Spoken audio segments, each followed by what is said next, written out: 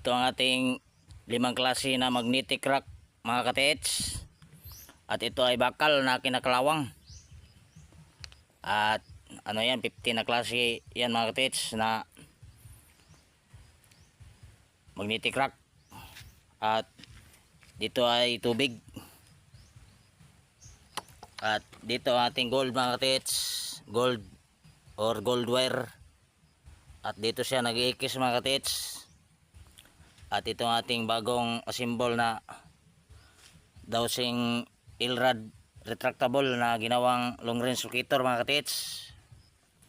At base sa ating testing mga katits or practice ay meron tayong chance or pag-asa na makakakuha mga katits. At maraming salamat sa inyong panonood ng aking video mga katits. At paki-like and subscribe lamang po dito sa ating YouTube channel mga katits, para dumami pa ang ating kaibigan mga katits. At thank you for watching mga katits.